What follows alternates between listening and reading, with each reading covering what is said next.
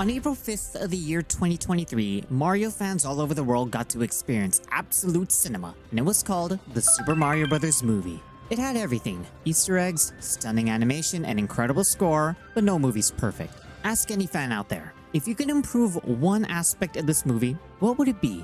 More often than not, they'll bring up the film's gratuitous use of licensed 80s music. 2 days after the movie's release, Backlaw Music released the film's original soundtrack, composed by Brian Tyler. And it was around this time that fans noticed a piece of music in the track list that wasn't heard in the movie. It was called Driving Me Bananas, and the internet quickly figured out that it was meant to play during the kart scene in the Jungle Kingdom, a scene that already had a song. And that song was Take On Me by a-ha. As it turns out, nearly every scene that featured a licensed song had its own unique track that remained unused in the movie. 2 days after the release of the soundtrack, Rolling Stone magazine conducted an interview with Shigeru Miyamoto and Koji Kondo regarding the development of the movie. In the movie, there were temporary licensed tracks that were placed in. We then went in and tried to replace them with songs that were created specifically for the movie. But there were still scenes where we felt like the licensed songs worked better, and those are what's left in.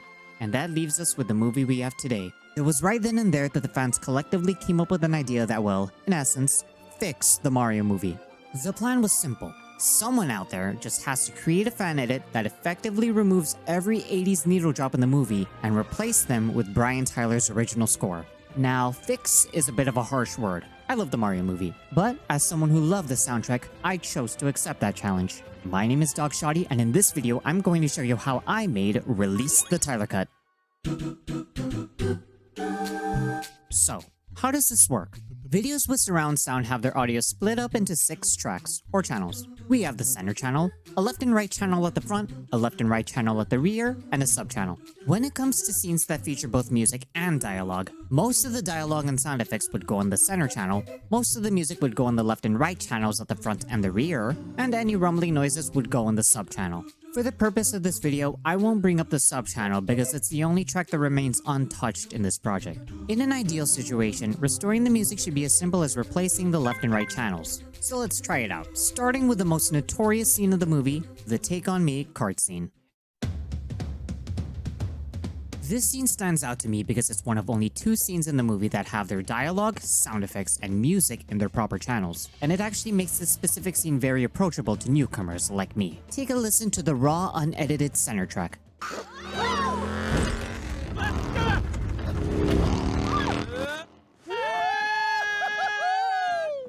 Pretty good. However, the left and right front channels are a bit more complicated because even though I can technically remove them entirely, there are a few sounds that are there for directional purposes, such as a few cards zooming past your left and right side. Now, keeping these sounds while also removing the music is tedious, so what I did was take similar sound effects from the isolated center channel and place them in the correct spots on the left and right track. The sounds go by fast enough where you can barely tell they're reused. Now that we have our dialogue and sound effects properly isolated in their respective channels, it's on to the music. The digital album has the tracks in stereo, and what I did was use them to create 3 separate audio files. The first would be the stereo track mixed down to mono. This would be faintly mixed with the center channel, just like the original track. Shoddy from the future here. When I said just like the original track, I mistakenly referred to a different scene. Ignore it for now, it will apply in the next section. The other 2 audio files would be the stereo tracks split into 2 distinct mono tracks, one for the left channel and one for the right channel. These would be reused for the left and right rear channels at a volume about as low as the center mono track. And with that, we have our music in proper surround sound. All that's left to do is to sync the tracks to the animation. This one is pretty easy. The guitar hits as soon as the kart's emblem comes into frame. You would know everything is synced from 8 points of animation. The first jump landing, the second jump, the second landing, the right drift, the left drift, the stabilization, the wheels turning, and the third drift. And when we put it together, we get our scene.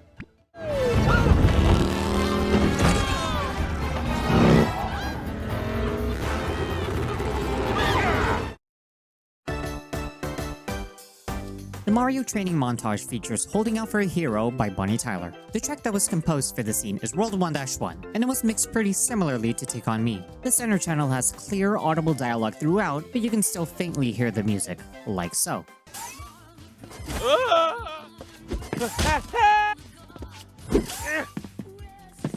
Yes! What I opted to do in this situation was select all sections of the track that are meant to be silent and mute them. As for the timing, the unused section is split up into two parts. I chose to start the first half of the track as soon as Princess Peach urges Mario, and start the latter half of the track as soon as Mario opens his eyes after eating his final mushroom. Timing it this way seemed the most natural to me.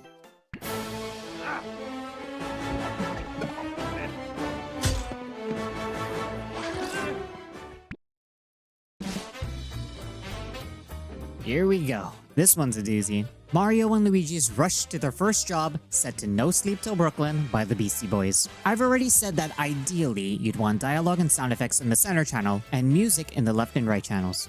Well, for some godforsaken reason, the music is hard mixed in the center channel alongside everything else. Oh, Mario, what are you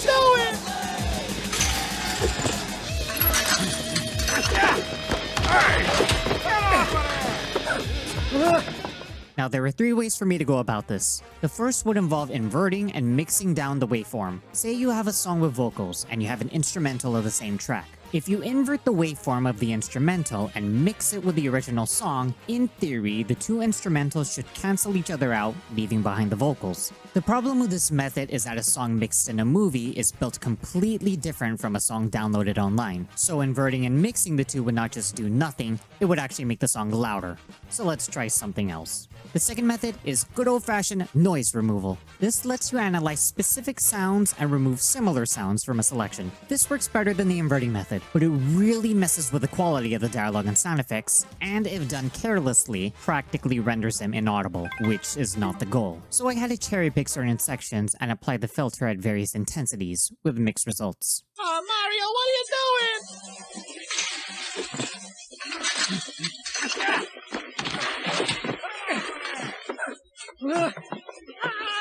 As you've just heard, the results weren't the best. I knew that when I started version 2 of this project, I had to resort to the third option, a third-party music separation plugin. Now you'd think that this would magically solve everything, but music separation is good for vocals, and that's about it. A lot of sound effects like chains, gates, construction machines are treated as part of the instrumental, so in actuality I had to do a combination of all three methods. Oh, Mario, what are you doing?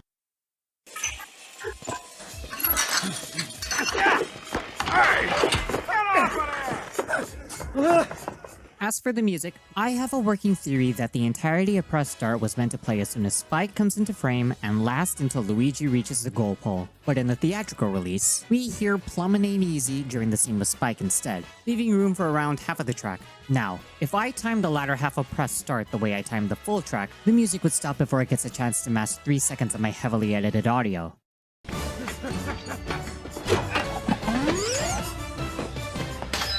Luigi, up those legs! Oh, I'm trying. I got bad knees.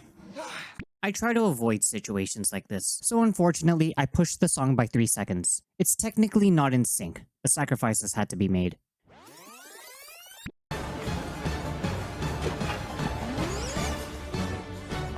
Come on, Luigi, up those legs! Oh, I'm trying. I got bad knees.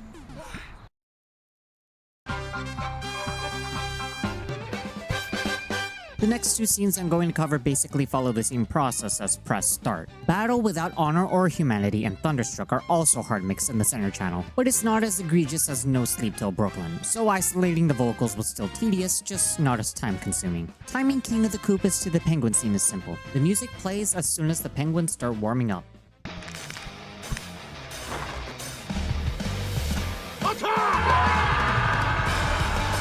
As for carts, we start the second half of the track as soon as the mechanic puts on his goggles, and have it transition to the tail end of the composition, which is still present in the theatrical cut. I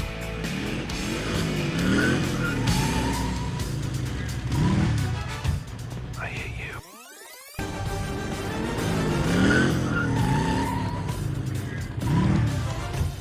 I hate you.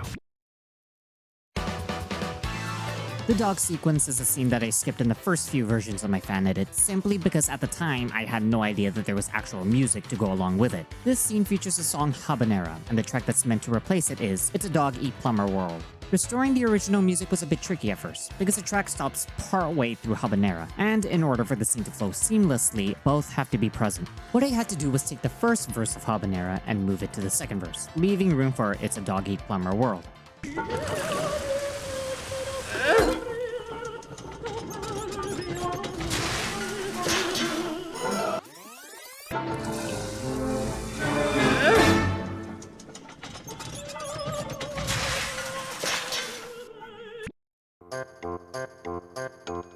For our final scene, we have the movie's ending, featuring Mr. Blue Sky by the Electric Light Orchestra. To hardcore fans, it's common knowledge that its intended track, Bonus Level, has two distinct versions. A normal version that was included with the CDs and the download, and an extended version that's exclusive to the vinyl release. The extended version stands out because it includes a brief rendition of Hello Happy Kingdom from Super Mario RPG.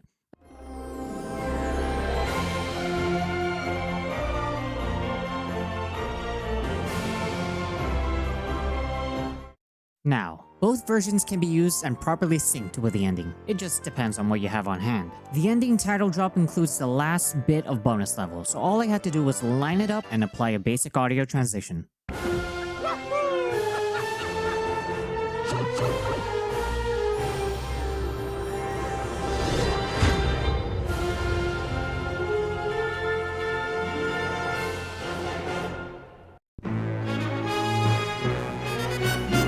At the time of this video's posting, we're around 1 week away from the release of the Super Mario Galaxy movie. During the promotion of the first film, the movie's score and composer were treated as afterthoughts. But this time it's different. When it comes to the Galaxy movie, Chris Meledandri deliberately brought up the orchestra and name-dropped Brian Tyler twice already. Maybe I'm an optimist, but I like to think that Nintendo and Illumination are aware of just how much we love the orchestrated music. So it's my hope that for the upcoming sequel, we'll get to listen to the entirety of Brian Tyler's score, pristine and untouched. But guys, I'm gonna be real with you, I'm gonna be honest. I want them to add Walk the Dinosaur by George Clinton and the Goombas, because that's my jam.